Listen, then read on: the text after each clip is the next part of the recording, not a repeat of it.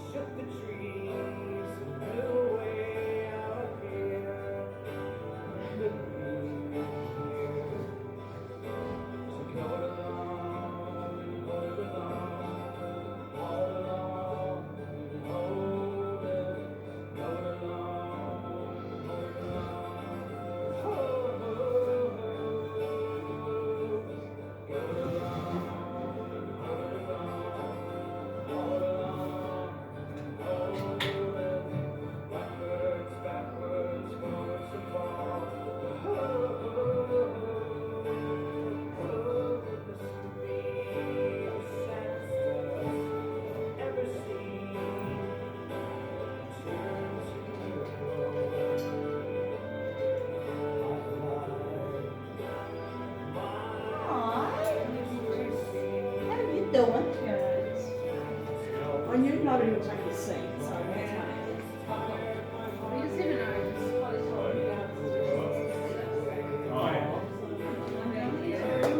we were talking about you last night. Yes. Not last night, Saturday night. We had Dylan stay for the night on Saturday night. And then Lyndon and Amy come for tea. Lyndon was talking to Dylan about she and he goes, "Don't ride anymore. It's just so interesting. On the second floor, there's no yes, yeah, 2 minutes later,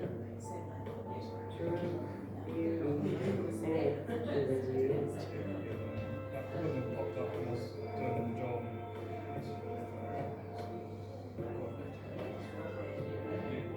She thinks she's moving back in last time, but she's not. He'll be walking his dog in a few hours. I'll be asleep when the very sun. Yeah. She's pretty defiant. She wants anything.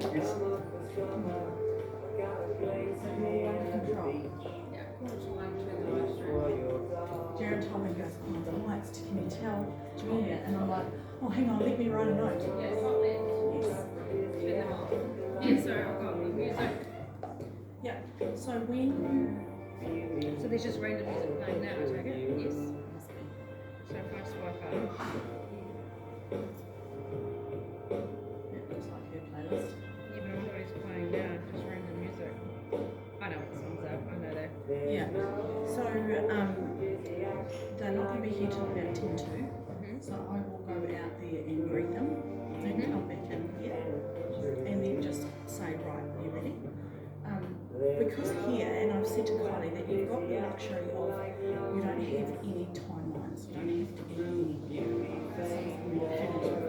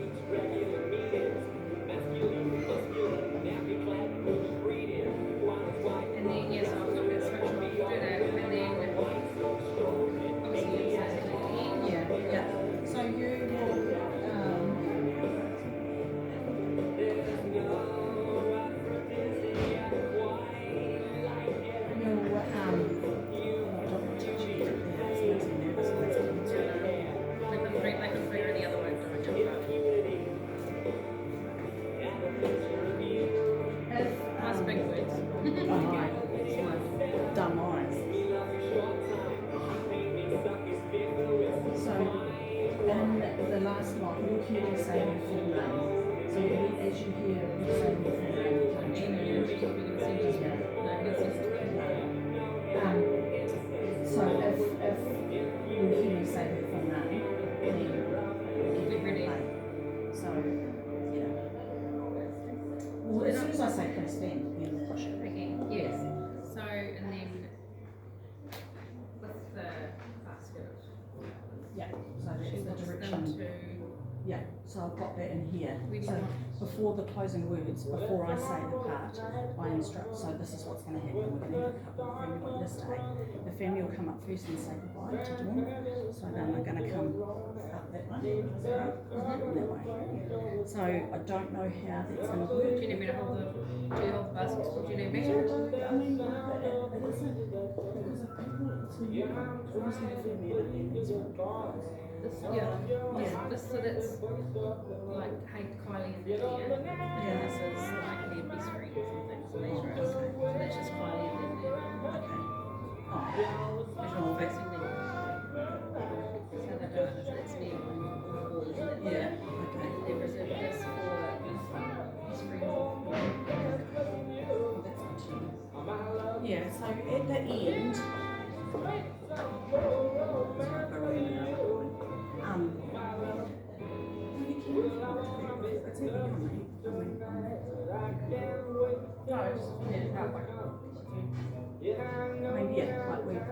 all the funeral rep usually stand there and hold it.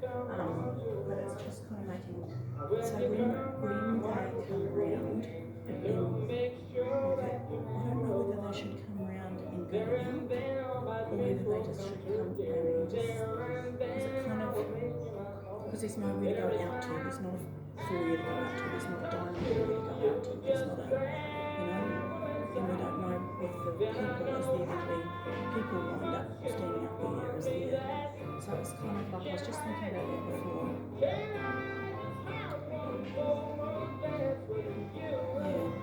so I would suggest when they come, just let them talk to the people and then they come in and say, what do you reckon?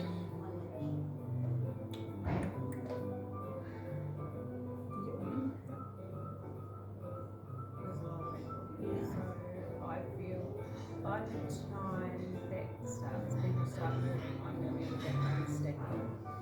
After that, but it's going to be sort of stacking chairs and moving it so that we've got a couple of islands and tables so it doesn't look like it's straight after. Because I did say because in the kitchen, because I can put that in closing words too, to say that, like if you're sitting on the line, or if you want to help the ladies sit up and down there, I can do it. And they're like, oh, no, I'll do it. But then, like if I let people know that on the line area there was going to be food served. Yeah, so the first thing we'll do is stack up all those chairs, if we can. Yeah. So it's just if anyone on the line area after the service, could you please just stack the chairs up to the side, and that's all we need to worry about immediately. And then I'll slowly, because we're not going to want to sit like this for 4 hours. We're going to move all these tables. All these tables in here, or all the tables out, and then just put chairs around. Stack up as many chairs. Because during that time, I guess when people are going to come around and say their goodbyes, because they've got to go somewhere too. You know, it's kind of been mingling, but it's quite a lot of people to mingle and it's not a mingle space. When we go outside, Because I said to her, like, because I did too. Around at the house, I said, you've always got outside, like these doors here, because I've done a function here before too. And they said, oh, no, we're too old. I said, oh, you have to come and look in logistics. Okay, this is going to work. Don't forget she's your friend in your grave too.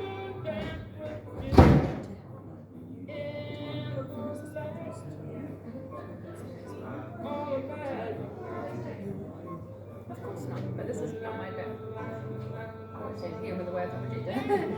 This is my time to help. This is where I am. I needed to help today. So Kylie was here for me. But no, that's right. I was just trying to work out the whole. That's what she visions and we'll stick with it. So she wants everyone to come. Come over and look at another chair. Oh yeah, so someone will stand here with the basket. She wants them here. Or she wants to go that way. That's the video that you see last night.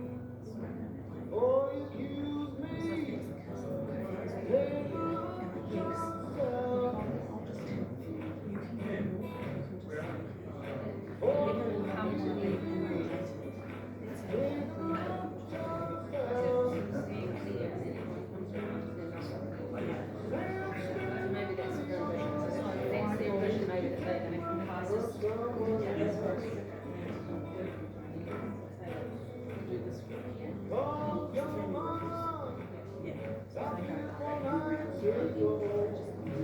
And then you just say,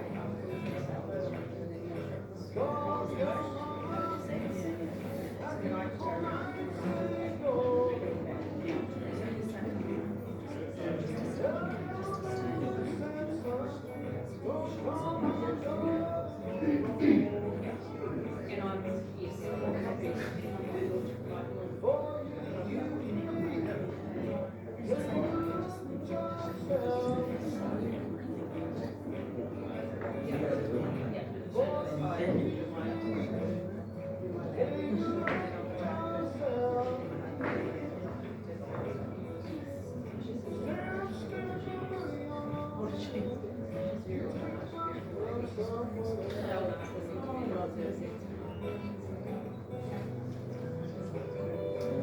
yeah, they go away research.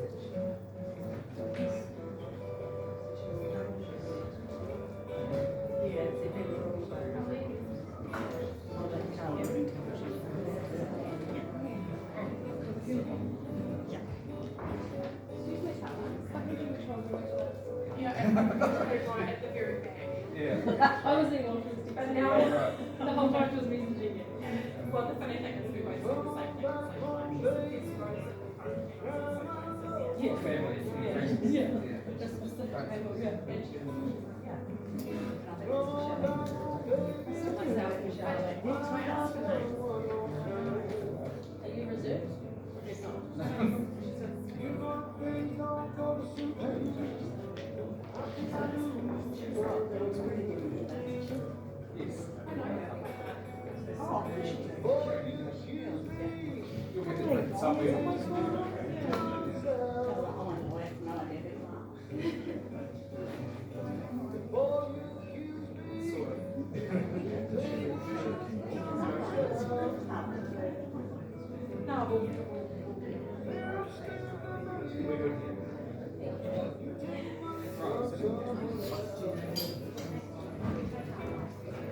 We take out the whole roll.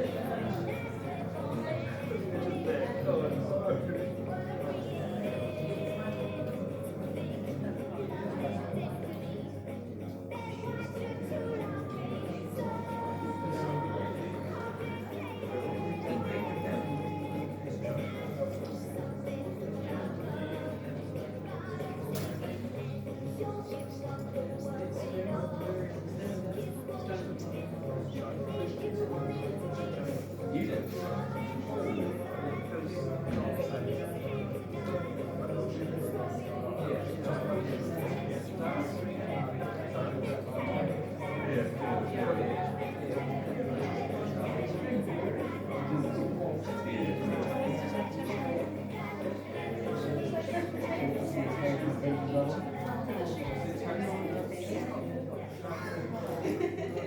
told me to share them.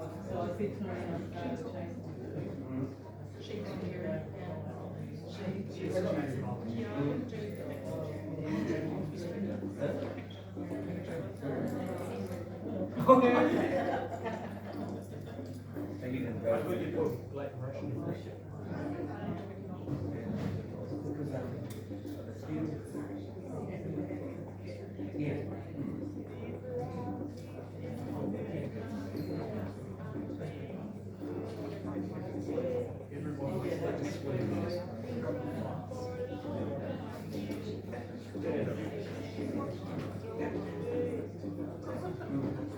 She was. Yeah.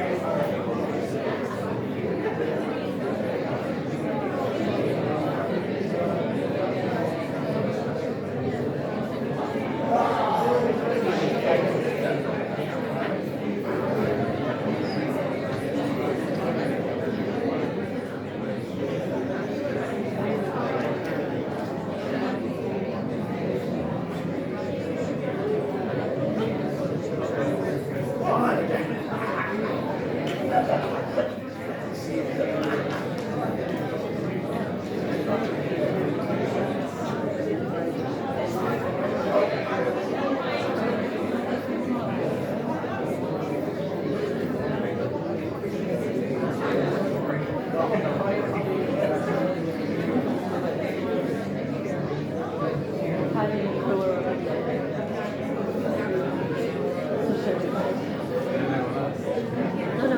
no.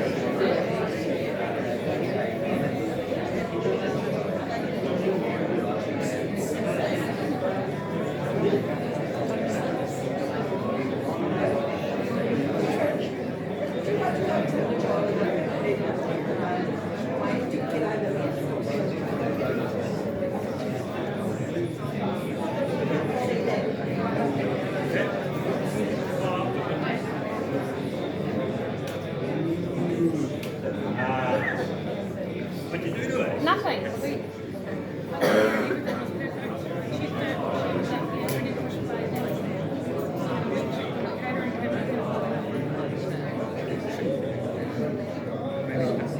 And then I've got a 2025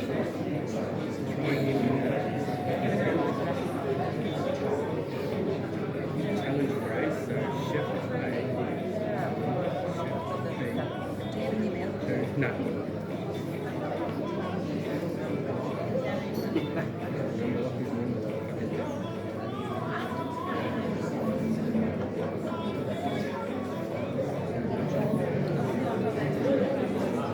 Sorry. Like so many times through my phone.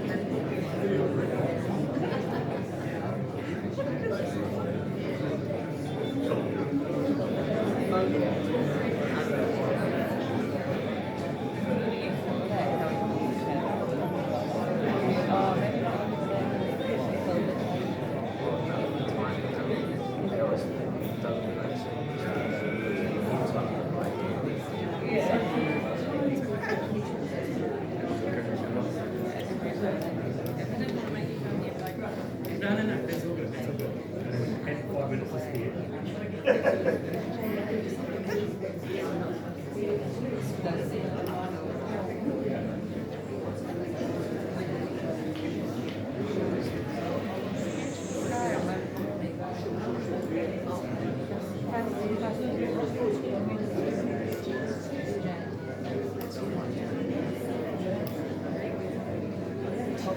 No. I'll just tell you what you know.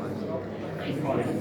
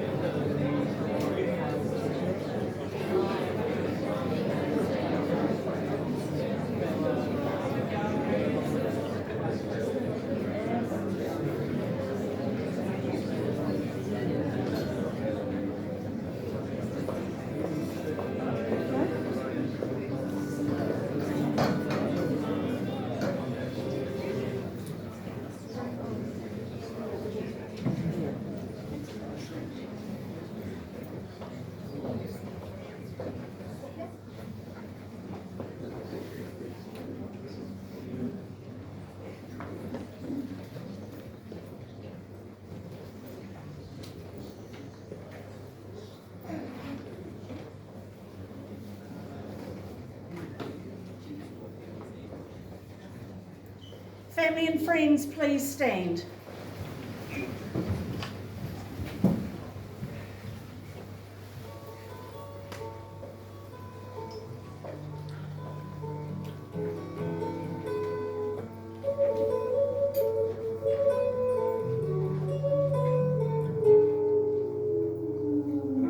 comes the sun. Here comes the sun. I say it's alright. Darling, it's been a long, long, lonely winter. Little darling, it feels like years since it's been here. Here comes the sun. Here comes the sun. I said it's alright.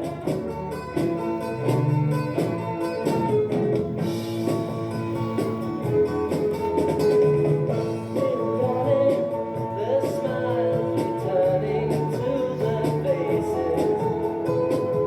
Little darling, it seems like years since it's been here. Here comes the sun. Here comes the sun. I said it's alright.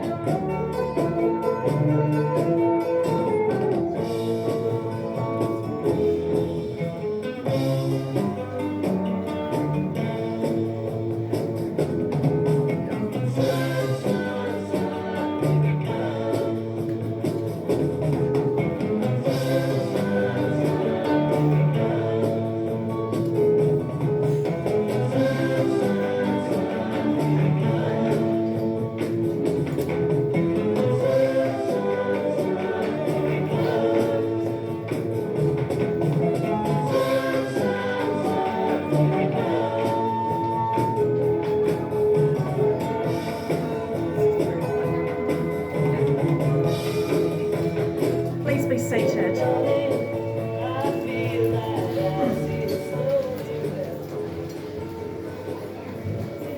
Kia ora koutou, ngau mai, haere mai. Welcome and good afternoon. Thank you for being here today. You being here today means so much to this family, and it truly speaks volumes of how special she really is. Dawn, you've packed out the Stratford Golf Club, but there's no doubt that was going to be a given. A woman who gave so much of her time, so much of her work, to her friends, to her family. A woman who oozed love and thrived around positive people. And you know how you can stretch your arms out, kids, to describe how much someone loves you? Well, Colman, Keller families, the way she loves you, my arms just can't stretch out that far. Or I suppose I could do it for the adult kids, but with the grandkids I couldn't. Neil, Dion, Jackie, Jaron, Anna, Kylie, Stephen, Shay, Elizabeth, Alicia, Zara, Harper, Finn, Nico, Troy, Oscar and Olive. How lucky are you to have had this amazing woman in your life, to love and to learn from. We surround you today with loads of love. The turnout today of people that are here are not only here for your wife, your mum, your mother-in-law, your grandma, they're here for you too. You're allowed to smile today and be inspired at the amount of lives she's touched. My name is Jodie Mugridge. I am not here as a funeral celebrant, although that is my job. Today I am here as a friend, and it's an honour to be asked to guide you all through this time. Today's about celebrating Dawn. We're going to listen to some stories. Perhaps you may even laugh, and that's absolutely encouraged. Perhaps you will leave today learning something about Dawn you didn't even know. This afternoon, we're coming in live off Facebook. The joys of technology. This way, those who would have loved to have been here aren't able to, but they can be here via Facebook now. A special hello to Emily Francois and daughter Ella, joining us from France, Miranda Russell in Wellington, the Colman girls, Neil's nieces, Sharon, Heather, Alison and Tracy, who adored their auntie.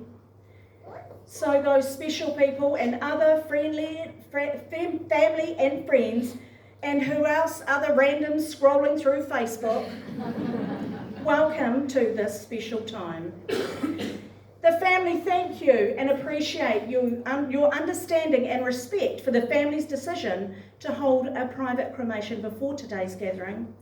They also thank you if you have been around to the corner, to the beautiful home of Shay and Elizabeth's and visited, popped in for a hug, if you've shown love in the way of flowers, baking, grocery deliveries, or if you've done a meal. All that kindness has been noticed and the family appreciate you. Also, a massive thank you to the Team Hope for your generosity. I know that you're in the kitchen, both for Dawn and Neil over the past 12 months. Thank you. In Dawn's honour, there is a bucket for donations and also for you clever ones, a QR code. If you've already given today, thank you. Team Hope is her chosen charity. They are a community-based charity located here in Stratford. They are focused on helping local, and Dawn's asked for any donations to go to them. Does that surprise you of Dawn's kindness, even after her passing, wanting to still spread her love? You can check now if your cell phones are off or on silent, because if it goes off, I will find you, and I do have a particular set of skills, and I will shake that bucket at you.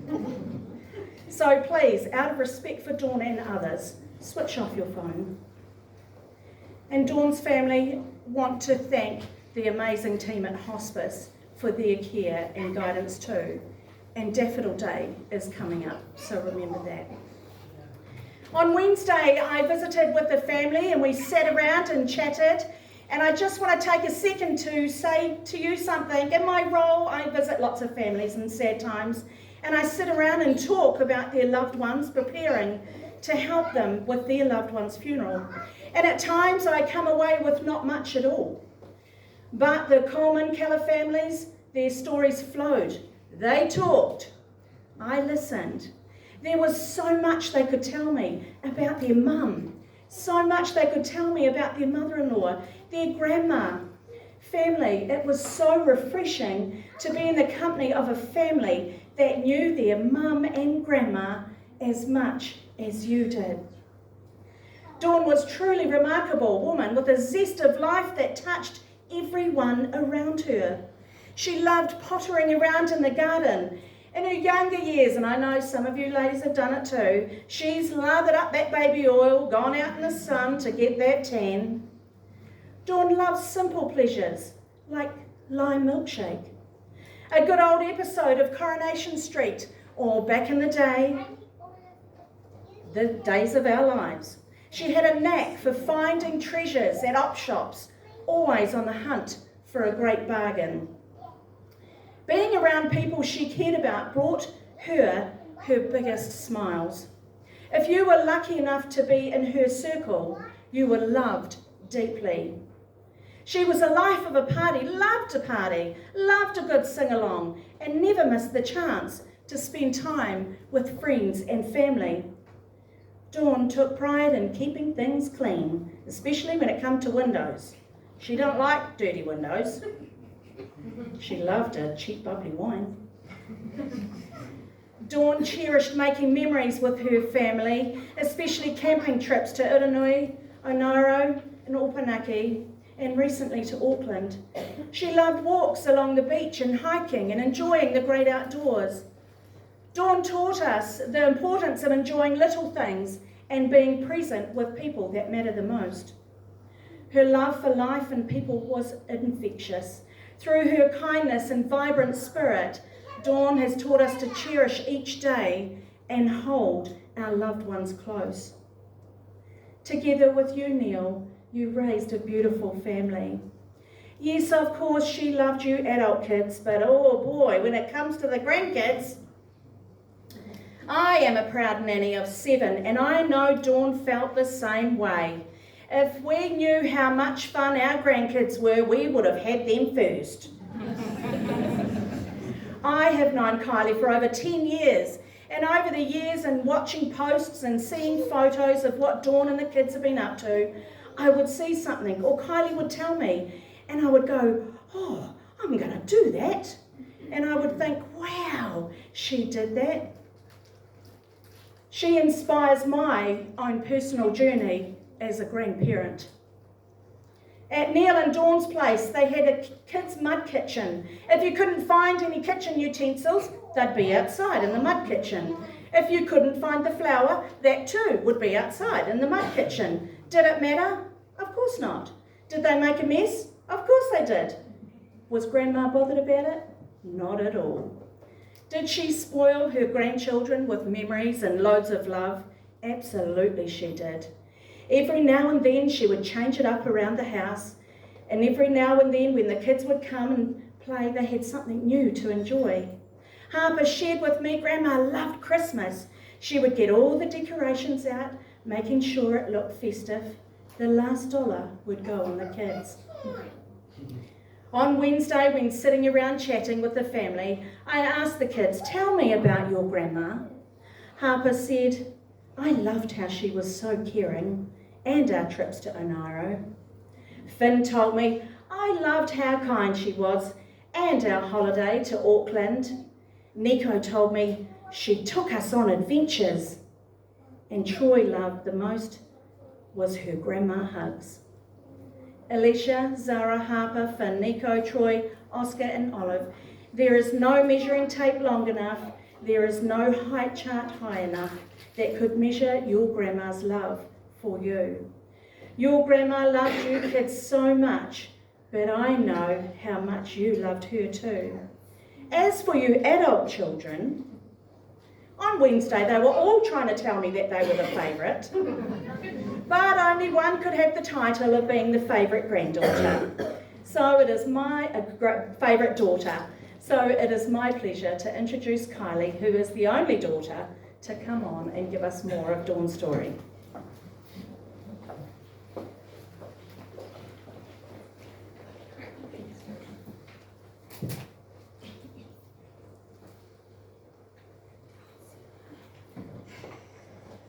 Mum asked me if I would do her eulogy. She said, you can do it, put your big girl knickers on and don't be a blubbery mess. So here goes. Wish me luck.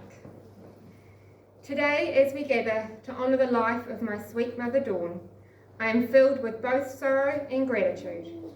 Sorrow for the loss of such a remarkable woman, and gratitude for the privilege of being her daughter and witnessing the beauty of her life. Mum's journey began in Hawera, where she first graced this world with her presence. From her earliest days, she exhibited a strength and resilience that would define her character throughout her life. In her younger years, the family lived in Woodville. Dawn started school over in the Manawatu Gorge before moving to Hurleyville for a few years.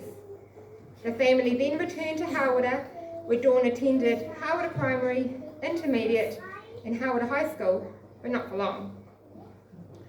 On her 15th birthday, she traded textbooks for aprons, diving headfirst into the world of waitressing at Radish's shop.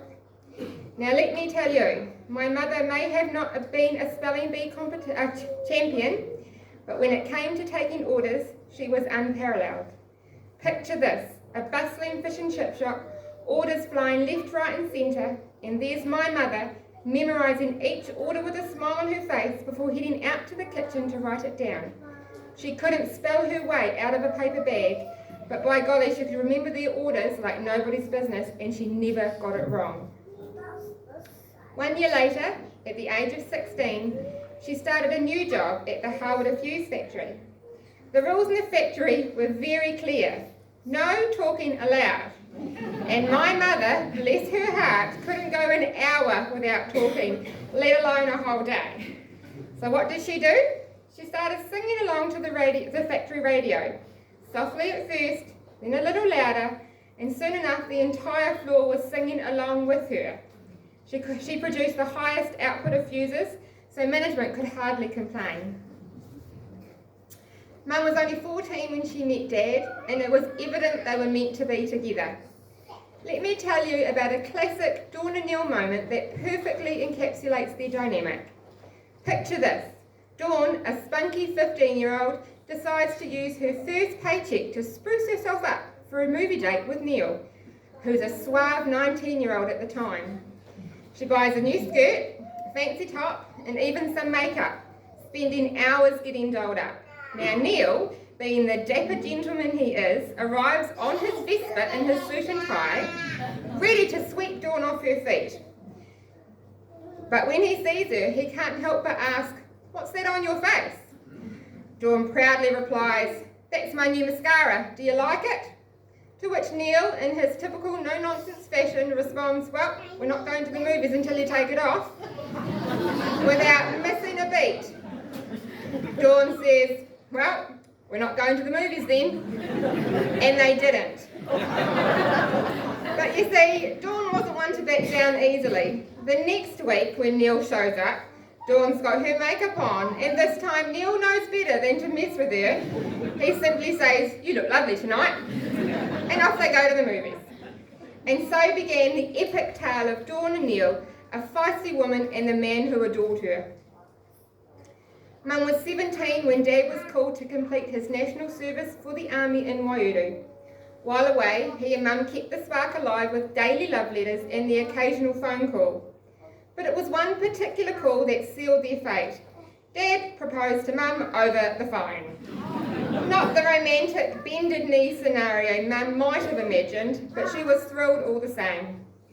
They decided to invest every penny of Dad's 3-month salary into the diamond that adorned Mum's finger until she passed away. Being the only daughter has its perks, and I'll proudly wear Mum's ring and keep their love story alive in my heart. Mum was 18 when they got married, and she stayed at the fuse factory until Dion came along 18 months later.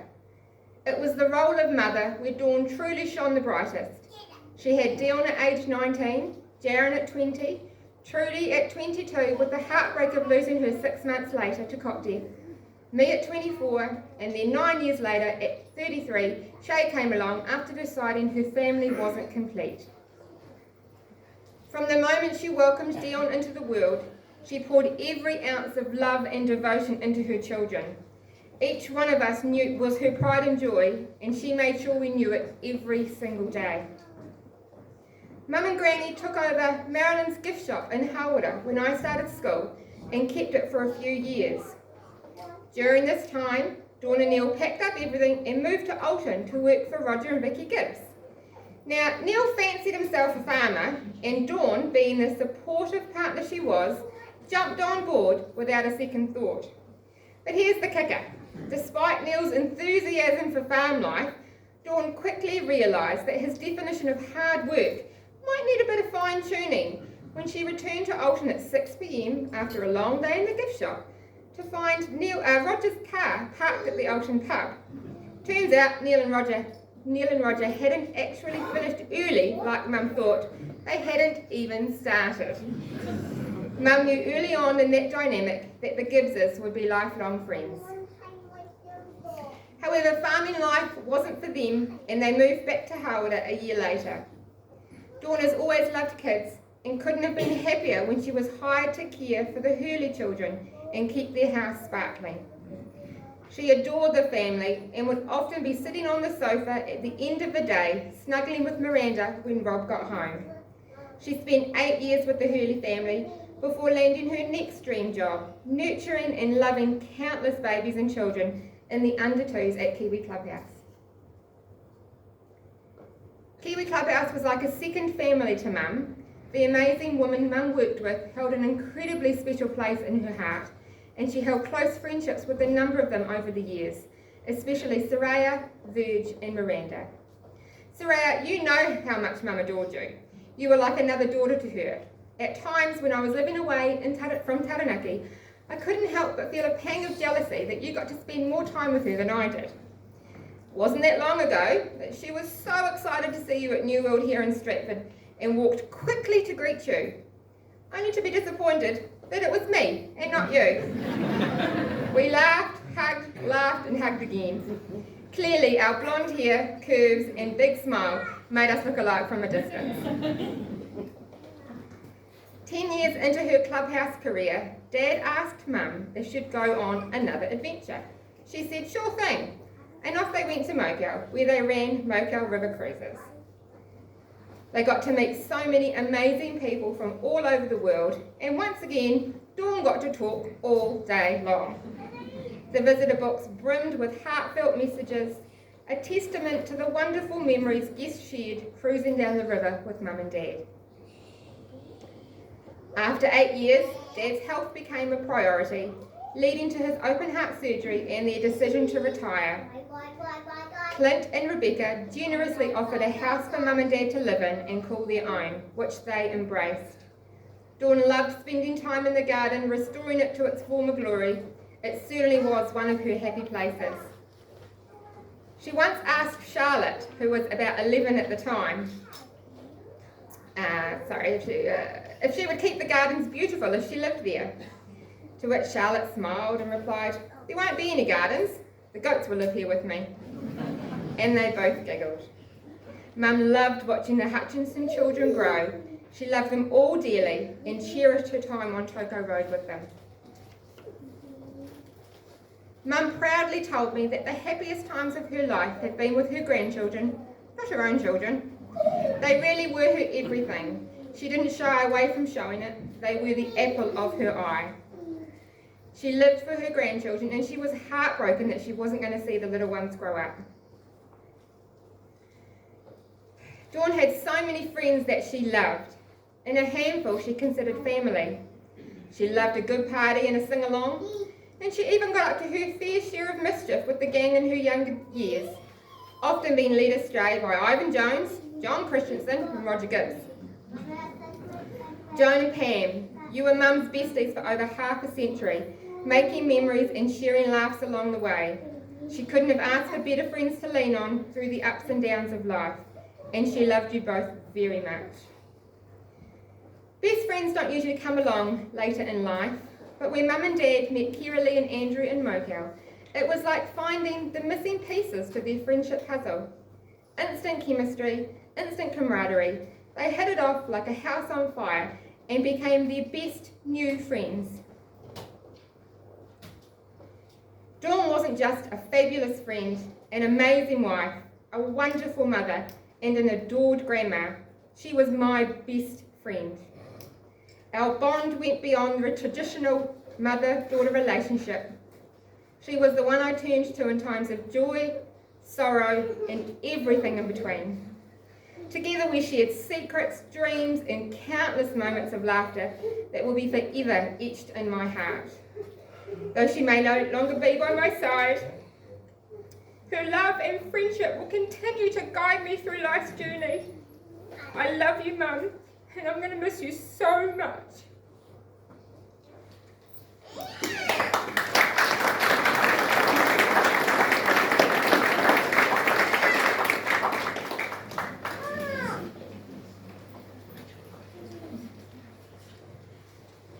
Daniel, then followed by Shay and Clint.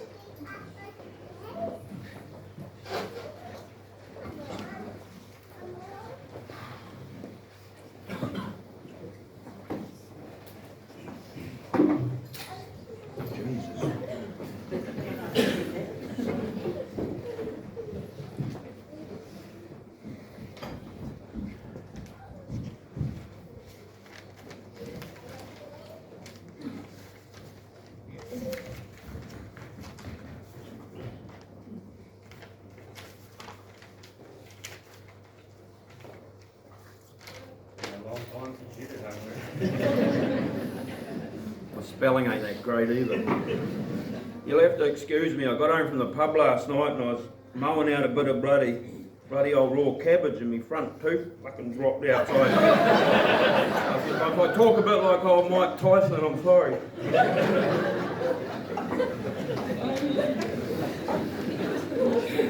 Right. Hi, I'm Paul Hutchinson from Wonga. Dawn's nephew. Her sister Colleen was my mum. Dawn always said I had to speak at her funeral, and I'm happy to do so, but we're 20 years bloody early.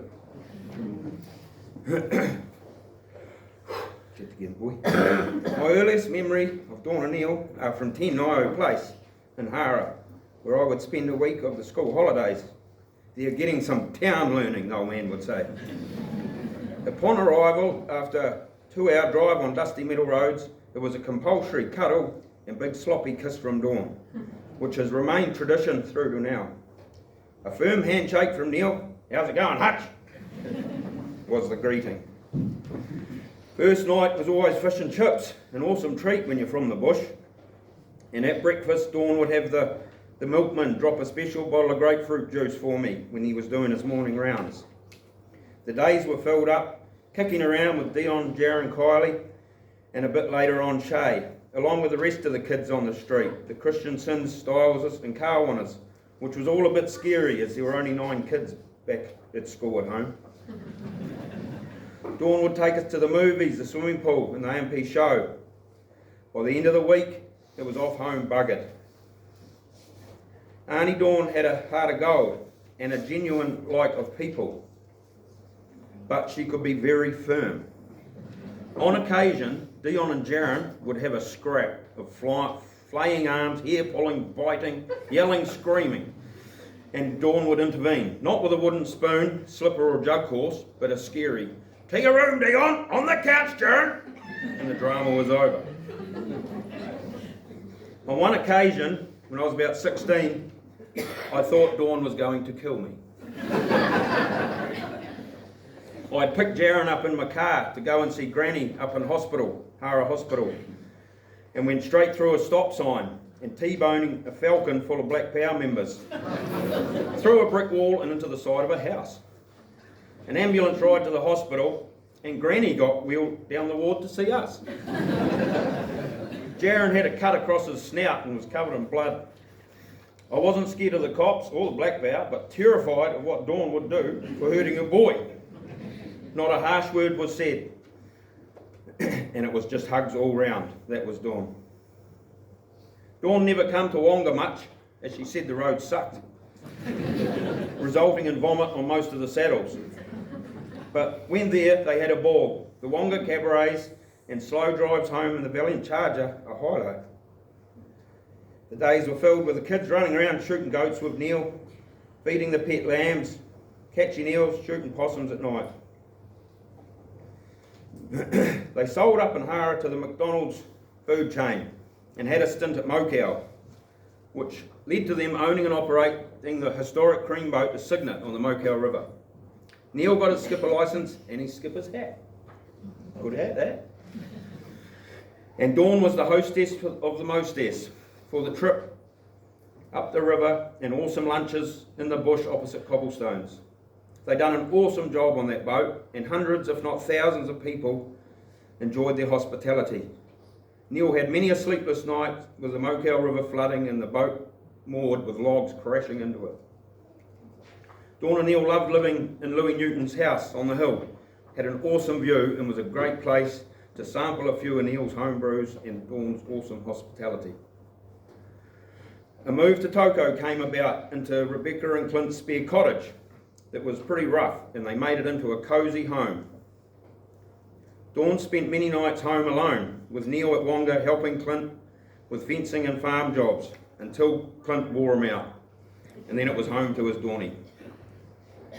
Facebook has been a godsend to keep in touch with people, and Dawn was a keen user. Her love of Jacinda Ardern was well documented.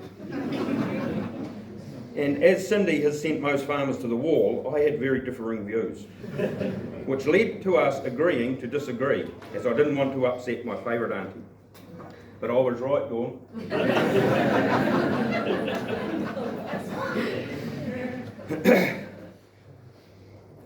Dawn had more than the average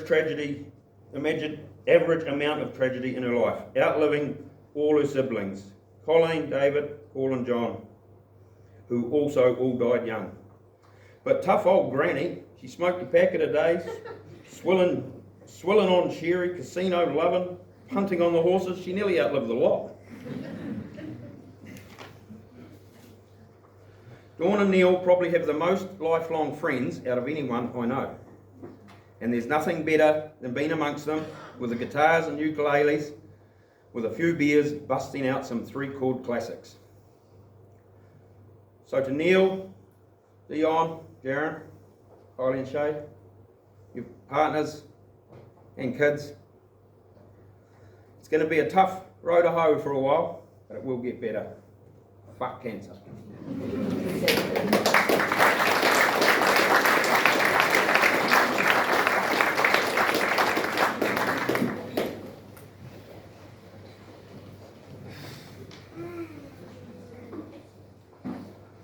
That was so good, Daniel, and it was like we had collaborated, because some of the things I was thinking, oh, I should mention that, he did, so that's really good. Pardon? Ah, no, this will be fine. So, it's already been acknowledged, but I would like to acknowledge Clint and Rebecca as well, because Mum had asked me to. She wanted me to thank you on behalf of everyone in our family for providing Dawn and Neil a place to call home. So Clint, Rebecca, thank you, and your beautiful family. Dad had always joked about retiring to Wongamomina, and thanks to you he was able to get Mum at least halfway. And the past few days I've been reassured by others who are further down this road of grief that the love and the memories will remain strong as the pain gradually eases. To those who shared their experiences with grief, thank you. I have found comfort in your words. I'd like to share some of the wisdom Mum tried to teach me in recent years. Sometimes, if I felt overwhelmed as a stay-at-home dad with Nico, I would tell Mum, I can't wait for, I'd be happier if, life will be easier when. But Mum would always reply, don't wish the days away, time is precious, they're not little for long. Dawn truly understood that time with family was the most precious thing. Don't get me wrong though, as I absolutely love being a stay-at-home dad, and I know I was incredibly lucky to have Dawn's guidance in learning how to parent small children. And 3 years ago, when I started looking after Troy full-time, I knew I was living the dream. Grandma and Papa were coming in to see Troy and I for a few hours most weekdays, which for me often meant going next door to play a quick 9 holes, where for Dawn it was an opportunity to come in and be the best hands-on grandma, the most helpful mum, as well as a great friend and amazing teacher. It would feel wrong to leave Papa out here, as Dawn loved watching Papa be so hands-on with Troy as he still is today. To some, it might sound like we ask too much of Grandma, but spending time with us was something Dawn wanted to do every day. Somehow, she always found endless energy when it came to doing things for the grandkids. It didn't matter if it was reading a story, making a makeshift set of drums, or helping by folding the washing. She always had the energy to get things done. Often, when it seemed like a quiet day was ahead of us, Grandma would arrive with a sense of adventure. She was always suggesting to go places for the kids, parks and playgrounds, cafes, beaches, the library. She absolutely hated seeing the kids inside on a nice day. Get these kids outside. They'd almost always listen, and once they had, Grandma and the kids would be much happier. I'm sure many of you strongly believe you had a special connection with Dawn, and I don't doubt that you did. She had an incredible ability to create strong bonds with people. She always made those who shared these connections feel special, and I'm sure you know that these connections were equally special to her. She was always there for her friends and family. She had the strength, resilience, and love required to help people through tough times. She always knew what to say and when to just be a shoulder to lean on. Although there are many, perhaps the best example of Mum's strength was displayed after the hardest part of Dawn and Neil's lives. Not long after the tragic loss of their daughter Trudy, Dawn was asked to speak to other grieving young mothers who had also tragically lost their babies to cot death. Dawn was asked to help guide them and share how she was forging a healthy path forward. Dawn had many other good qualities too, like her make-do attitude. She didn't need the best of anything, and she knew how to make the most out of what she had. She absolutely loved a bargain, to the point where Dawn would haggle everywhere. It was excruciating as a teenager. But then equally as impressive, as she managed to save so much money so often, Dawn loved op shopping and often found many really nice clothes, but also many house-filling amounts of second-hand toys for the grandkids. But that did pair well with her love for a good chuck-out, so nowhere ever got too cluttered. Dawn was the epitome of being house-proud. From their humble beginnings, setting up the nursery in their first house, only to have Bora come through the freshly hung wallpaper the very next day, to completely transforming the run-down yard and unloved house on Fairfield Road, Dawn and Neil worked tirelessly to create a beautiful home. Perhaps you thought, wow, Dawn really tidied up. She must have been expecting visitors. Yes and no. The house was always tidy. But yes, she probably did have friends coming to visit, and they likely hadn't given a heads up, as all her friends knew that was completely unnecessary. Her tidiness could be rather annoying at times though. Bread, toaster, plate, knife. Hey, where's my plate? Oh, Dawn's already put it away before the toast even popped. But I love that our house was always a relaxing, clean environment where I was allowed to play and have friends over all the time. I was joking with Mum that at her funeral I would tell the meanest thing she ever did to me, and recently she was telling Kylie, "Don't let him speak." I'm sorry, Mum, but I'm going to tell him. I have a memory from when I was a kid. Not sure exactly how old, but it was my birthday. I was allowed to take 2 friends to New Plymouth for the day. We had an absolute blast spending the afternoon at the beach until late. I must have been shattered because I slept in the car on the way home, and Dad transferred me to bed without me waking. I was a bit disappointed in the morning because my friends had stayed for a sleepover and I felt like I missed out.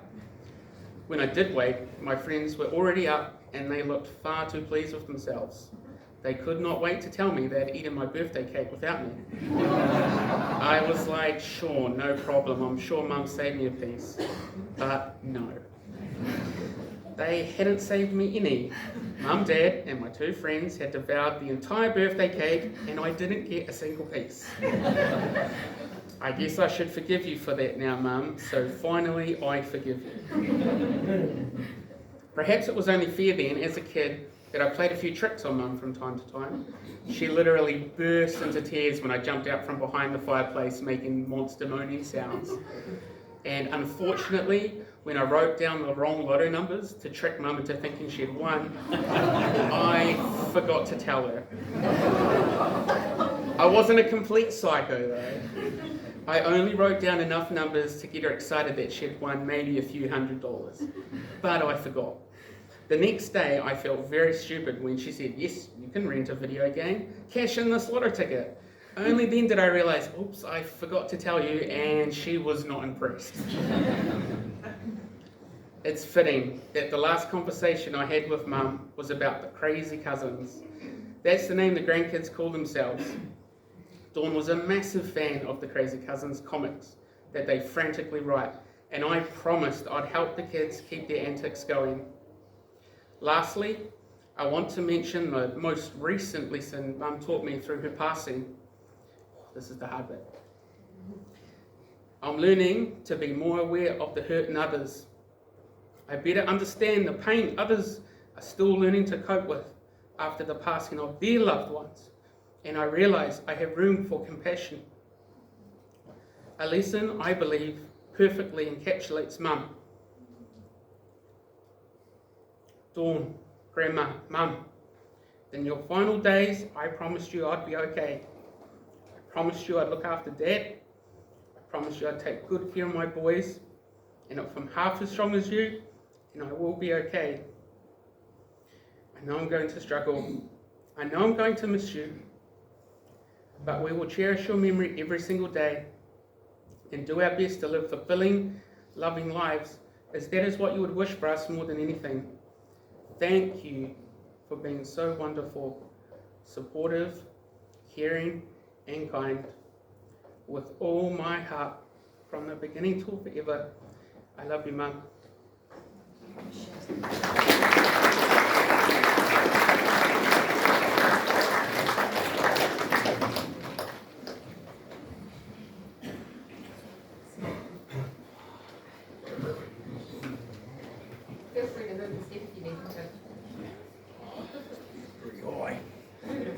This thing gonna go? Sweet. My name is Clint, and Dawn, she's only Dawn. She's like a grandma to our family. Just give us a second, and we'll be all good.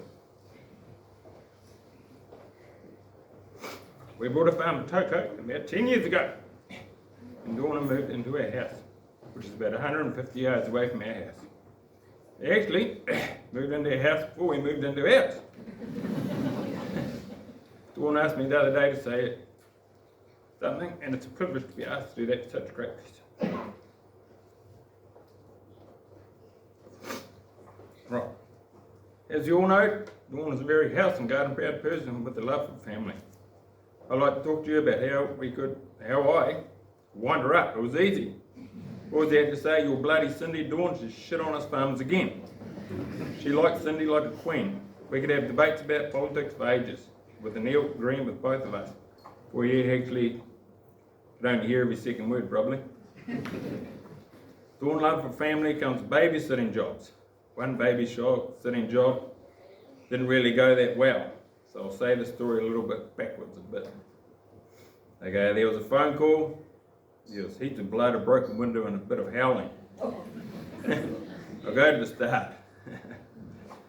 Sharon and Anna, they were going away, so Dawn and Neil get the job of looking after the dogs. Instead of putting them in the kennels with our dogs, they get the guest rooms. Nice carpet, beautifully made bed. So the dogs get put to bed, and after a bit, one thinks it's a good idea to jump through the high window. Headbutting the window, breaking it, cutting its foot in the process. It does 12 trips around the room, covering everything in blood. Over the carpet, all over the bed and up the door was trying to get out. It was like a murder scene. So I get a call from Neil and sat down, finding Dawn standing there like a possum in the headlights, blinking a bit, and she was speechless. Everyone was freaking out, thinking the dog's gonna run out of blood. I give her a quick look at the dog and said it'll be fine. Only a scratch for a pig dog, I reckon. Kylie was there, so we get a heap of towels and a bit of water and clean up the scene. I reckon Dawn didn't enjoy that babysitting job too much, so I'm not sure if the dog's had another sleepover since. As I said, Dawn was garden proud, and you could see her sitting on the lawn. I had to stop one day and ask her, "What the hell are you doing, Dawn?" "Weeding the lawn," she said. "Crikey." She'd sit on the lawn with a little spade and dig out flat weeds, leaving them little piles for Neil to get rid of. I'm not sure if that's that much of a common practice. Does anyone else do that? Thought so, Dawny. You're definitely at least 1 in 400. It's not 1 in a million. Only Neil was allowed to mow the lawn because he would get the lines nice and straight how she liked them. Where am I? There's another bit of a thing. Another bit of a thing is when they moved into the house coming from town, and rats not being that common in town. In the hills, rats love houses. So Dawn learnt all about the odd rat. First time she saw one, she thought she was having a heart attack. Scared the bloody jinger out of her. Couldn't believe how big they could be. So after a few encounters of standing on a chair or the sofa, even if one was outside, until Neil would rectify the situation. 10 years later, she's still terrified of them. If you wanted something done, if you wanted something from Dawn, you just have to call her Dawny Darling, and you'll be sure to win. One day I was shearing at Wonga, got up early but left the tucker box for the shearers on the table. Rebecca was busy with the kids, so I gave Dawn a buzz. "Hey Dawny Darling, what do you need dear?" she said. "I forgot the shearer's tucker." Before I'd finished, she'd volunteered Neil to bring it out, and he did.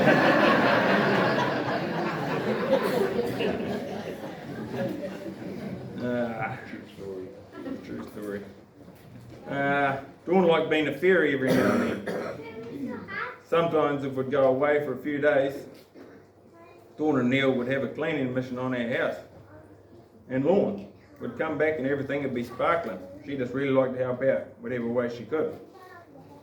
It'd be interesting to see if the dogs keep barking at night.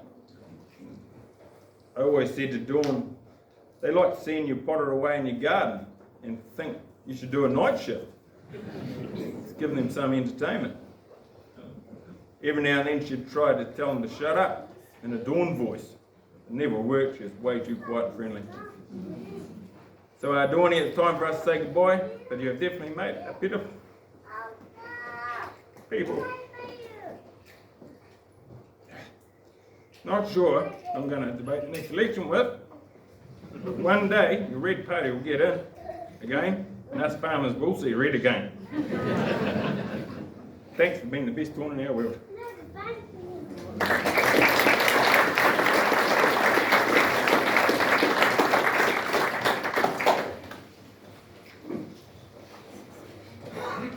What awesome tributes. As we continue to celebrate Dawn's life, we have an opportunity to now reflect in many moments that made her so special. We're going to share some photos that capture the people, places and experiences she loved the most.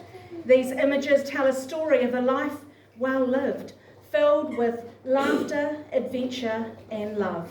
Thank you, Amelia.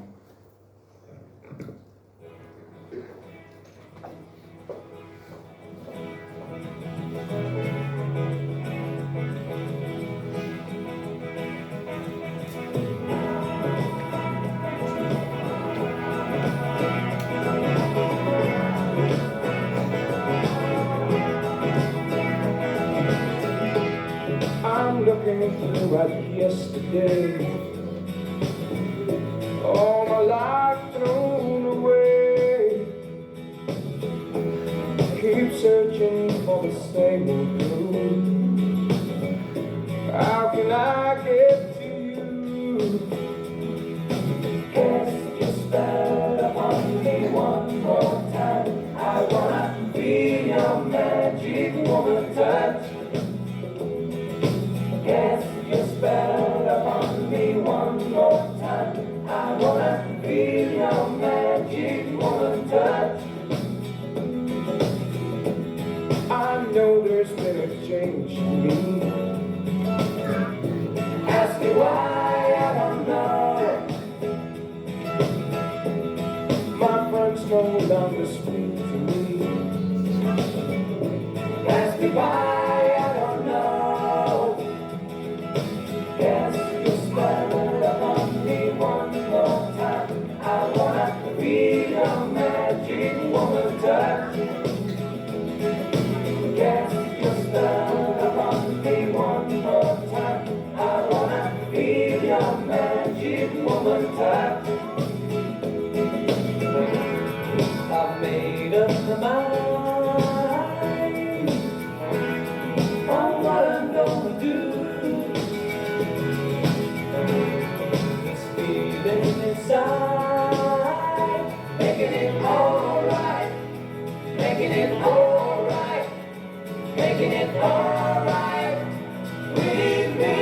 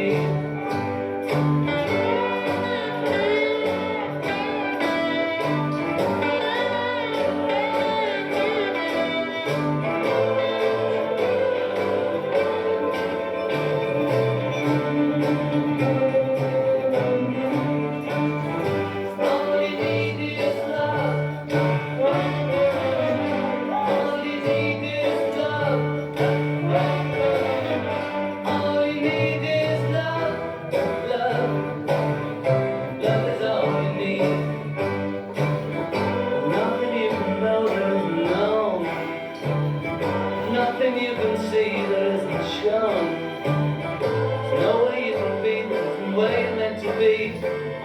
It's easy. All you need is love. All you need is love. All you need is love. Love. Love is all you need. All you need is love. All together. All you need is love. Everybody. All you need is love. Love. Love is all you need. Love is all you need. Love is all you need. Love is all you need. Love is all you need. Love is all you need. Love is all you need. Love is all you need. Love is all you need. Love is all you need. Love is all you need. Love is all you need. Love is all you need. Yes, you can. Love is all you need. Love is all you need. Love is all you need.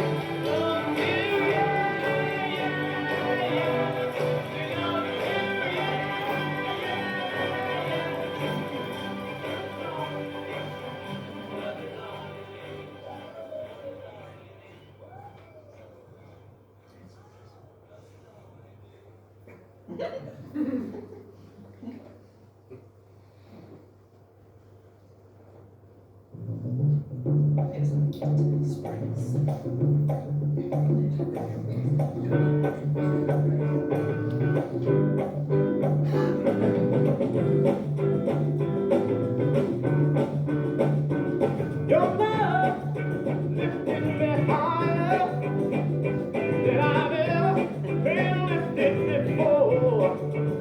So keep it up, which my desire, and I'll be at your side forevermore. You know your love keeps on lifting higher. Higher and higher. I said your love keeps lifting higher and higher.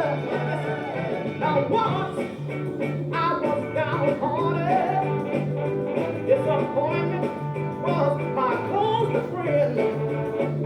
But then you came and it soon departed, and you know he never showed his face again. That's why your love keeps on lifting higher, higher and higher. I said your love keeps lifting higher and higher. Oh.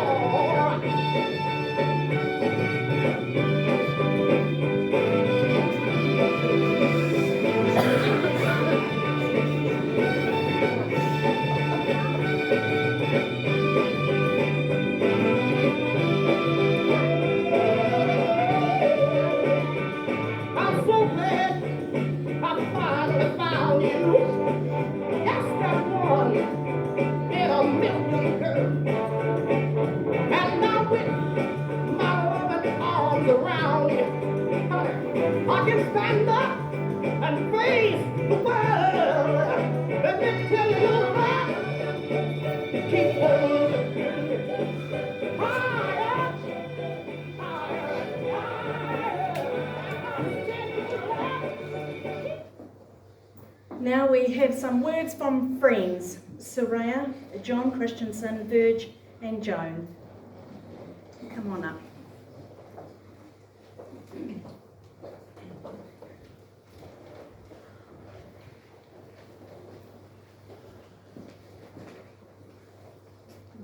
Stairs, that's a good idea. I knew that was going to be a hard act to follow, but as Dawn would say, she would say, come on, as she said to you, put up your big girl undies and get on with it. She and I worked together alongside at Clubhouse for nearly over 10 years. I say work alongside because even though I was technically her boss, she wasn't one to be told what to do. Anyone who knew Dawn knew she was bossy, stubborn, and proud of it. She talked the lid off an iron pot, and that's something. Sorry, some people can't hear you. No. Don't want to step up here to shout out. Anyone who knew Dawn knew she was bossy, stubborn, and proud of it. She talked the lid off an iron pot, something that she held on right to the end. And I believe most of the children we had going through Clubhouse have amazing speech and language, and I put that down to Dawn being a fantastic role model. Dawn spent a good decade at Clubhouse. Her heart, smile and warm hugs were big enough to offer every child and tired mum and weary dad who walked into the room. Dawn made a difference in many children's lives, including my own. Her kindness and positivity will leave an unwavering legacy. Dawn was passionate and kind, and I was so funny. We had the best times in our 10 years working closely together. Anyone who met her quickly learned that there were always laughs to be shared. It was impossible to spend time with her without enjoying a butt-gusting laugh at some point in the day. I have to tell you a story about a Chinese family that used to come to Clubhouse. This family had been attending for quite a few months, and no one really knew their parents' names. It was understood that the family didn't speak much English and had quite tricky Chinese names. Dawn always liked to greet people by name, so on this particular day, she made it her mission to find out what the father's name was. I'm going to listen very carefully, and you tell me slowly so I can get the name right, she told him. Dawn got in close and leant in, waiting in anticipation to hear his name. He smiled and nodded and very slowly said, James.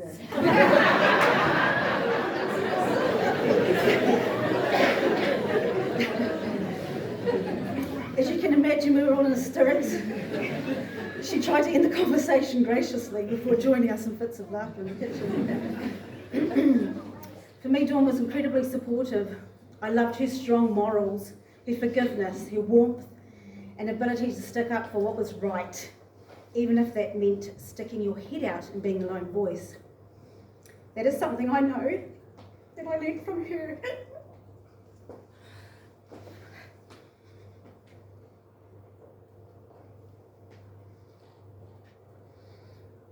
And it's something I will continue to do.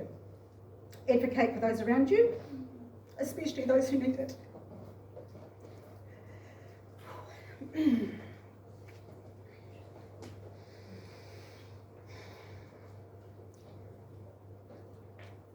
Neil, Dawn's children and grandchildren, and many, many friends are hurting now.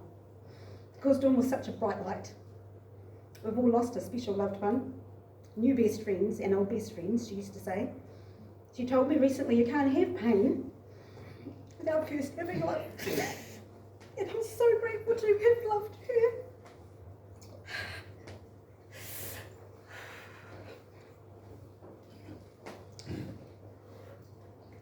Just going to finish with a little poem.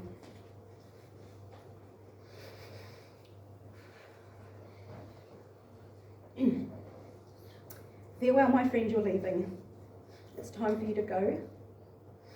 Your friendship was a blessing, and I'll miss you so. We shared so many secrets. You brightened up my days. You brought me so much kindness with your kind and loving ways. You lifted up my spirits when I was feeling blue, and no matter what was happening, you knew just what to do. Your pain is now over, and you and I must part. I will love you forever, and forever you'll be in my heart.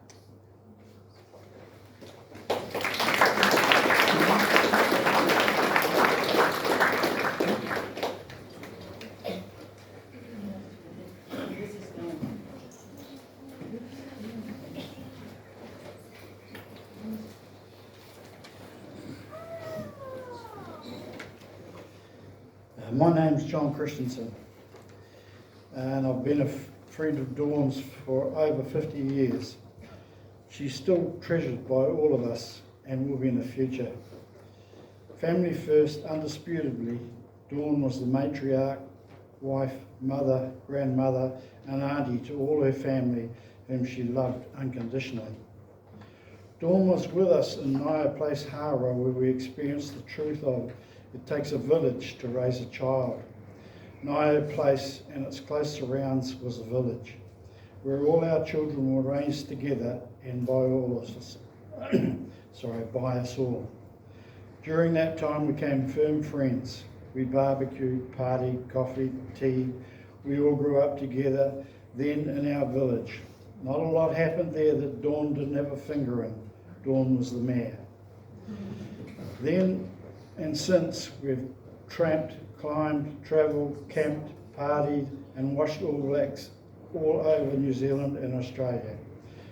Possessing a huge sense of humour, which she needed at times, I particularly targeted her with terrible practical jokes, which she found amusing to my relief.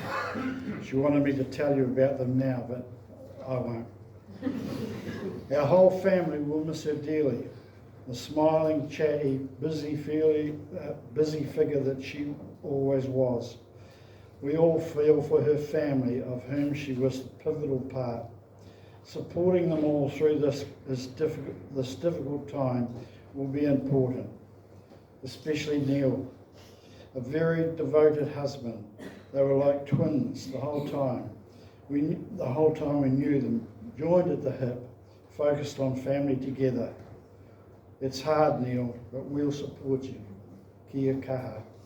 Farewell, Dawn. We all love you and remember you.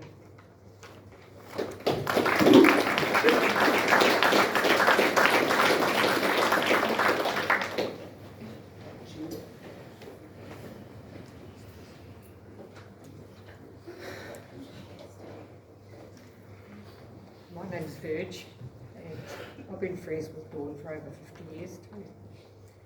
And we worked together, and I wrote this for Dawn 15 years ago when she left the Kiwi Clubhouse.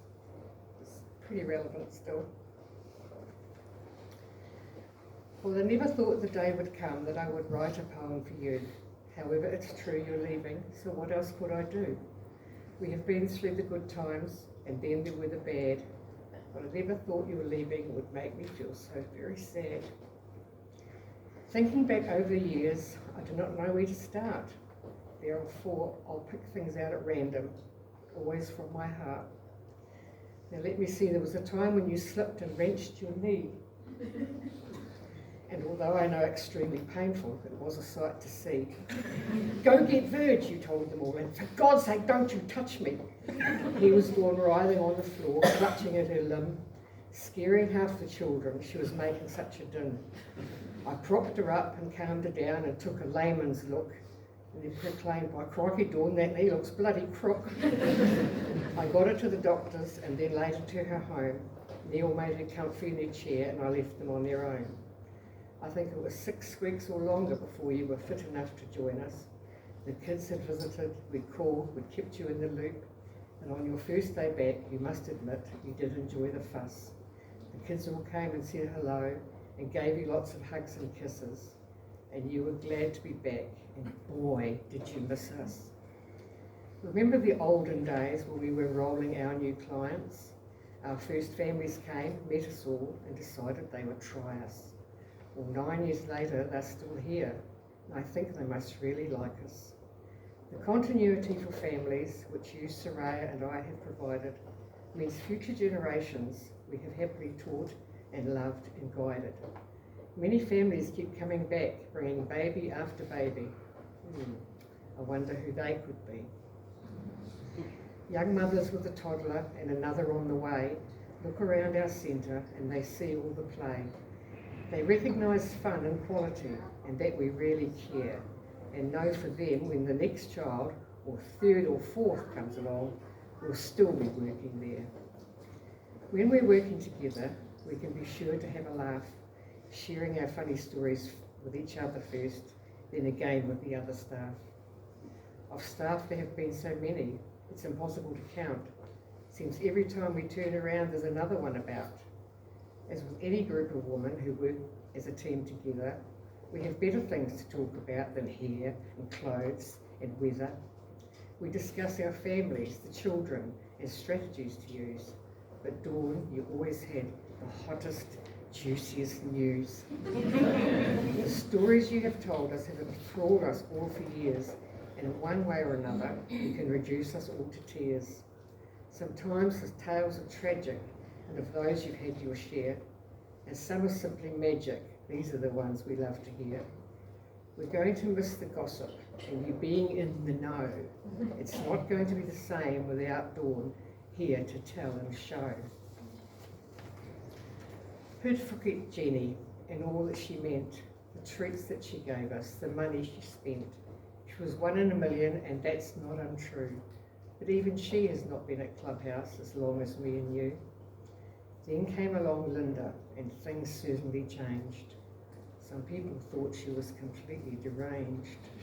But she didn't last, and when then left him, opened her own centre. So exit Linda and enter Patrina. Now here was a woman who took over the reins and made us feel really valued once again. She was more than a boss, she was our mate, and families and staff that had once left walked back through our gate. The babies all love you. You're a natural born mother. Well, after having 5 of your own, you could be no other. To the anxious young parents, you're a woman of wisdom. With practical advice, you can calm and soothe them. Should they leave their precious sweet child with a whole bunch of strangers, you speak kindly, make them welcome, and assure them we're aware of all the dangers. We'll love and care for your child like one of our own. We like to fit in with you and what you do at home. Hundreds of babies have been through the nursery. The first have now turned 9. You have made friends with so many families, and they still visit you all the time. We party with our parents and often at your place. You're a wonderful hostess with such poise and grace. However, get a few wines poured down your throat and a shot of whiskey too. Another dawn will break out. You'll see another you. You like to let your hair down and take it to the floor. And if you're really swinging, you'll do even more. You boogie with the best of them. You really strut your stuff. And get a girl on a bus, give her a hat and a pole, she can't get enough. We've had our share of weddings. We go to quite a few. There are some that are worth a mention. Let's see how well I do. Let's see, there was Karina's. Now that was quite unique. She got married in an old church and she looked so cute and sweet. Then there was Jojo's. That was not one to miss. You really let your hair down there and got rather pissed. Saraya and Mark walked down the aisle and she took our breath away. They too married in an old church out Makuya way. Saraya made the most beautiful bride, and with Mark on her arm, seeing them finally tie the knot, filled us all with pride. Mel surprised us all by doing it with such haste. 5 months from yes to wed seems for her, she and young Colin, there was no time to waste. Now, not all memorable things only happen at work, although they are work related. One of our parents, Kirsten, jacked up a trip to Auckland for friends set off elated. We planned the weekend to see the gorgeous flowers and wander around Ellerslie for hours and hours. Catch the ferry over to the North Shore, have a lovely meal, but wait, there's more.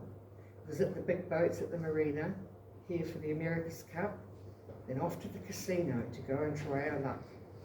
Joan, Dawn and I were strolling around when Dawn yells, "Oh my God, wait here, off to the loo I'm bound." Dawn dashes off and we dutifully wait. And alas for poor Dawn, she got there too late. Could hear telltale noises, what a commotion. Yes folks, she was having a very loose motion.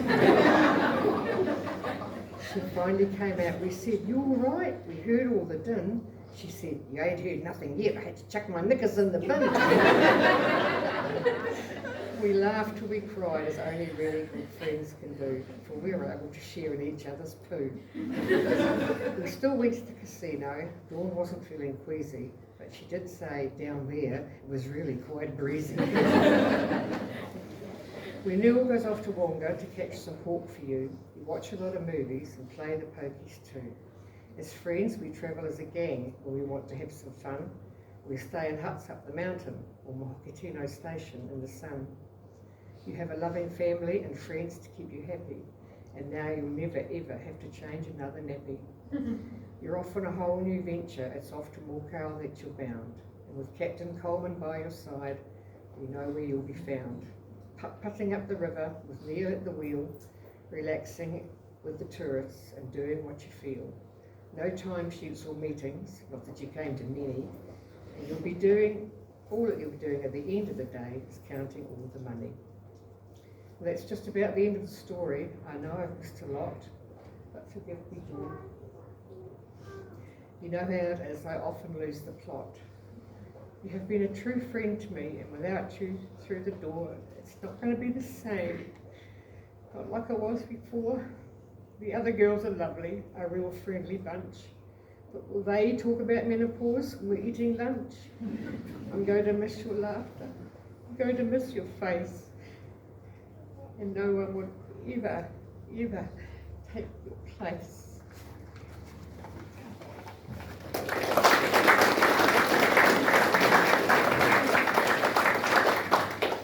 Kia ora everyone, I'm Joan, and you'll probably be pleased to hear I'll be the last one. Everything that's been said today is repeated now in my little eulogy, so please bear with me. I've been a close friend of Dawn's for over 50 years. Dawn told me more than on one occasion that when she was young, all she wanted to do was find herself a good man, get married, and have babies. That's what she did. Neil was the breadwinner, the hunter, gatherer, and she was the homemaker, and that was just how she liked it. We first became friends when we bought a Beasley Homes house and land package at 5 Nio Place, Hawera. I recall it cost $12,800. We capitalised on our family benefit, and John sold his beloved Chrysler Valiant to get the deposit. It was early 1974. I was a few months pregnant with Bevan when we moved to our new home, along with Dexter, our dog, and John was now driving a little blue Morris Minor. There was only a sprinkling of homes on the street at that time. Neil and Dawn in number 10, Kevin and Judy next door to them, that's Kevin and Judy Kawana, John and Mary Taylor on the bend of the cul-de-sac, and Max and Beth Birchall were our neighbours. Building in Nio Place continued at quite a pace, and it wasn't long before we were joined by Jim and Alan Tawicki, Tony and Delwyn Gray, Des and Gloria Stiles, Pat and Graham Fraser, and just around the corner were Ivan and Maria Jones. All of these families were breeding at a steady pace, and we were soon living in a well-established Nappy Valley. It's so cool to see so many of those faces here today. That Nappy Valley community was the perfect place to raise a family. We were mostly new mums, and the community offered support and guidance. If we had worries about babies or other issues, they could be pretty much solved over a cuppa and a chat, usually around Dawn's dining room table. My introduction to Dawn 50 years ago was initiated by Jaron, who was then about 18 months old and had wandered across the road to talk to me. I was sitting in the sun at the back door. No one had built fences at that stage. I thought at first that this little tot was a very pretty little girl with shoulder-length blonde curly hair and big blue eyes, and was a right little chatterbox. No wonder where he got that from. Dawn came across the street with her eldest son Dion to collect Jaron, and I invited her inside for a cuppa, the first of hundreds more that we shared together. It became pretty obvious that Dawn adored babies, and she was as excited as us about the arrival of our son Bevan on the 4th of July, 1974. Trudy Dawn Colman was the next baby to come. She was born on the 18th of December that same year, the best Christmas present ever. Sadly, the elation turned to despair when Trudy died of cot death, aged only 6 months. The Colmans were thankfully blessed again on the 19th of July 1976 with Kylie Ann. And then on the 17th of January, a few years later, can't remember the date, Shay, and the Colman family was complete. Our second son, Scott, was born just 1 month after Kylie. Then Damien Gray was born just 1 day after him. All these kids grew up and played together in that Nio Place cul-de-sac. There were sandpits, paddling pools, bikes, skateboards, kites, pedal cars, rugby games, cricket games, heaps of fun. The mums and dads all got on pretty well together too. There were lots of barbecues and some really good parties. We didn't have to worry about drink driving then, as we could just walk home across the road. Most days, after the little ones were dressed and fed, and the cloth nappies were on the clothesline, red line to red line, I'd get a phone call from Dawn to say, "Joke's on, come on over." Either that, or she would come to ours. When the kids were preschoolers, we'd take them over to Ramanui Play Centre. On other days, Dawn and I with the kids in tow would go to badminton, or that line dancing exercise class we did to the Bee Gees music.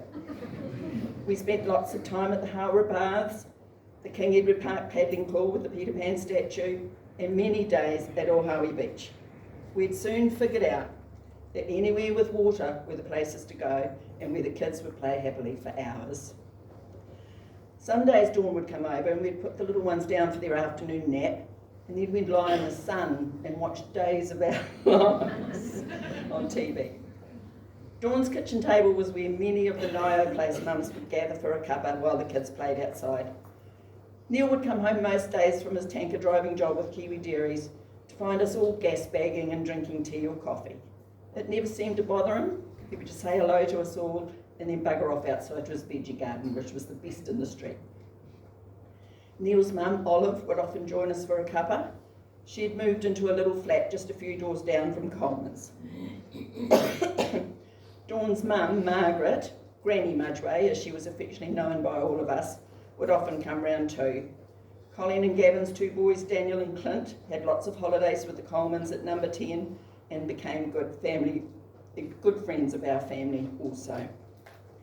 Pam and Dennis by this stage moved from Mania to the house on Glover Road that Den built. They put an in-ground swimming pool, so the Colmans, Christensens, Tamakas, Manus and the Borry kids would spend lots of time round there.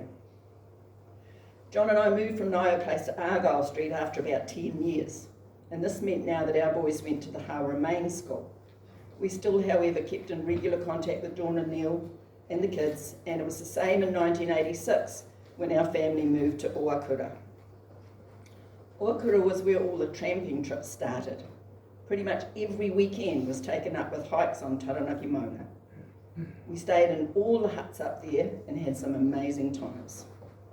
I recall the very first tramp we did with the Colmans and the Hikaroas to the Lake Dive hut, which has since burnt down.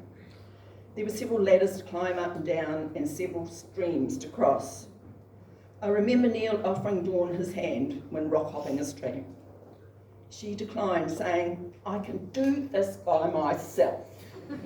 Yeah, right. She ended up flat on her back, cast, laughing, but unable to get up. Luckily, her pack cushioned her fall. This was the pack that only had one thing in it, her pillow. Nothing else would fit in it, so Neil had to carry everything else. We were staying in Holly Hut one night when Dawn came back inside from the dark, exclaiming that a car was coming. She'd seen the headlights. Yeah, right, it was a couple of nighttime trampers with headlamps. The Tongariro crossing was another great adventure that we enjoyed together, although Dawn thinks that we nearly all died on that one. On a tramp to the Te Rere Pahu Pahu Falls, John was in the lead, and he'd gone round a corner when he suddenly came racing back to tell us all, "Watch out, there's a big black buffalo round the bend." What? Dawn never let him forget that moment. It was in fact a big black billy goat. Our families have enjoyed lots of camping trips together. Many of you will recall the camping trip up the Morco River in the cream boat. That was a fun night, lots of little tents. We spent a lot of time at Onairo Beach swimming and kayaking, and of course at Oakura.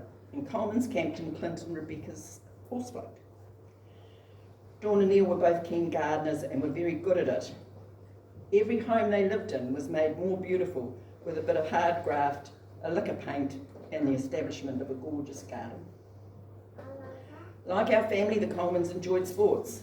We travelled to Oz together to watch the All Blacks play and to catch up with Jaron, who was then living in Melbourne. Dawn enjoyed nothing more than putting her feet up to watch the Black Caps test matches, one dayers, 2020s. She'd never miss an All Blacks game. She wouldn't have been happy with the game on Saturday night though. And she was an avid supporter of all the grandies, nieces and nephews' sporting events. Music was an integral part of Dawn's life. She loved the music of the 60s and 70s and really enjoyed our regular get-togethers. Neil, Wayne, Den on the guitars or ukulele, and the rest of us singing and dancing. A bit of drinking involved too, because we all sounded heaps better with a few under our belts. Dawn was the last surviving member of the Mudgeway family.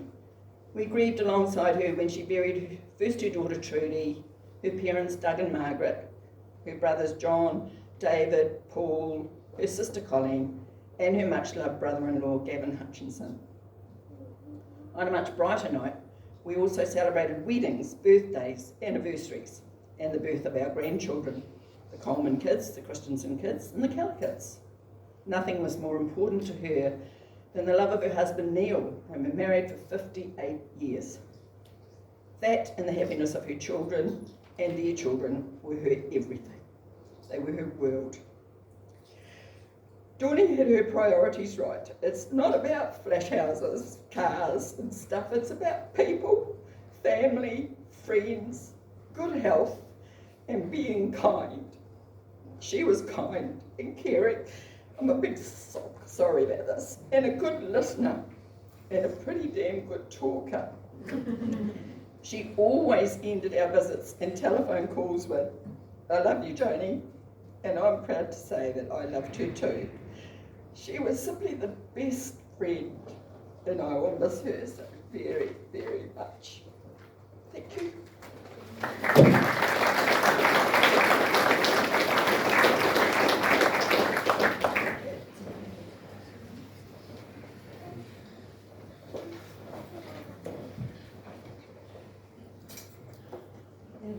As our time comes to an end here, I want to thank each of you for being here to support Dawn's family.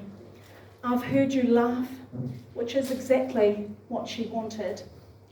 As the final song plays, I will invite the family to come first and place some flowers here.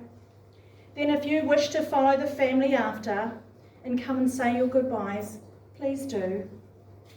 We invite you to stay for a cuppa and a light refreshment. The bar will be open if you would like to purchase your own drink.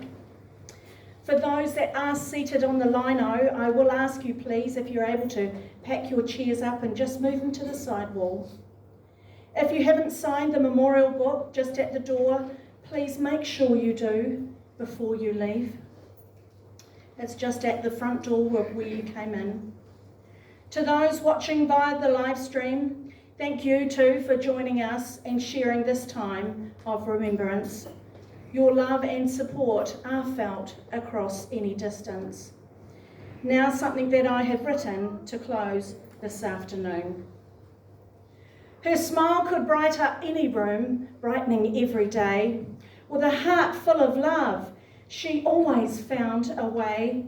Spelling may not have been her strongest skill, but loving people surely was, and she always will.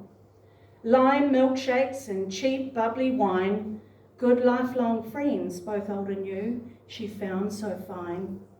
Loving sing-alongs and parties, she enjoyed them all. Reuniting now with Trudy, who is all her favourite in all. Dawn met Neil at 14. Their love was meant to be.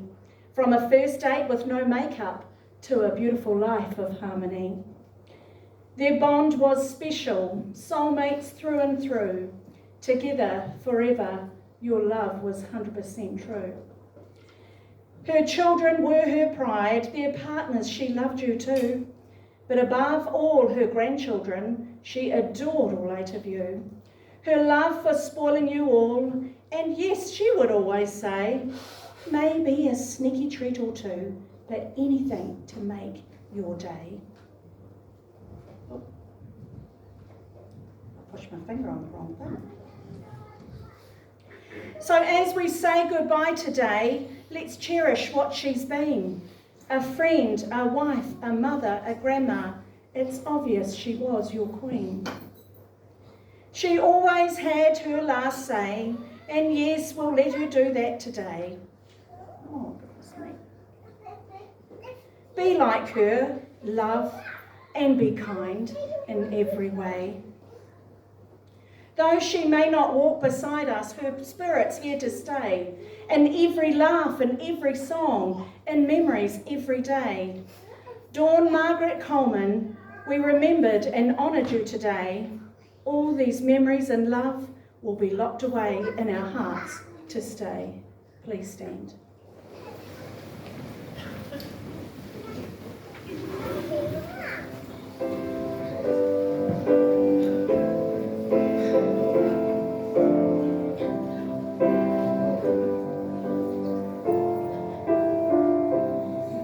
When I find myself in times of trouble, Mother Mary comes to me, speaking words of wisdom, let it be. And in my hour of darkness, she is standing right in front of me, speaking words of wisdom, let it be. Let it be, let it be, let it be, let it be. Whisper words of wisdom, let it be. And when the broken-hearted people living in the world agree, there will be an answer, let it be. For though they may be parted, there is still a chance that they will see. There will be an answer, let it be. Let it be, let it be, let it be, let it be. Yeah, there will be an answer, let it be. Let it be, let it be, let it be, let it be. Whisper words of wisdom, let it be.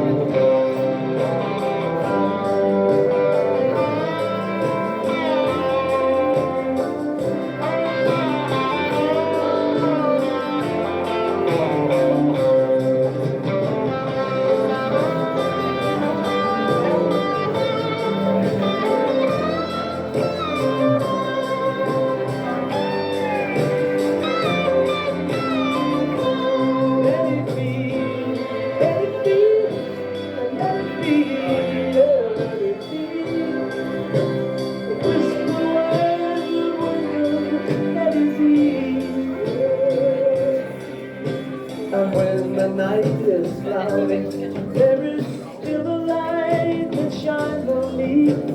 Shine until tomorrow, let it be. I wake up to the sound of music. Mother Mary comes to me, singing words of wisdom, let it be.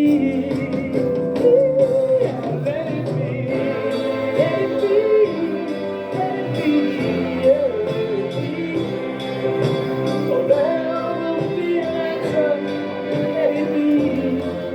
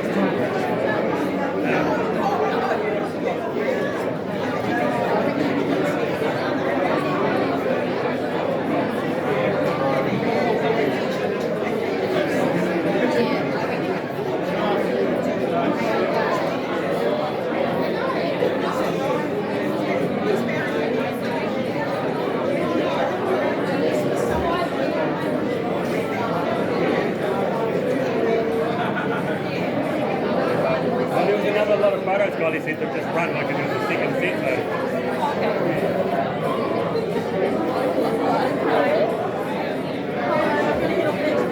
Oh, okay, cool. Thanks.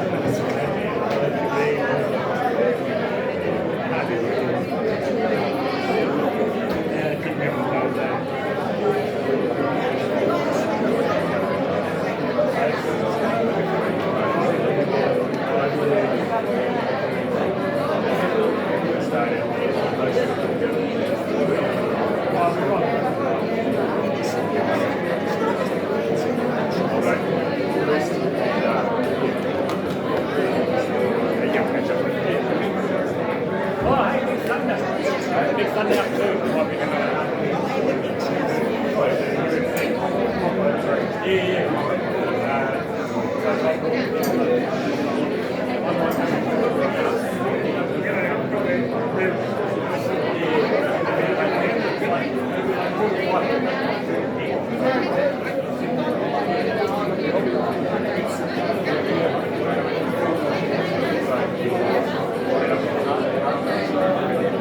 can go through some.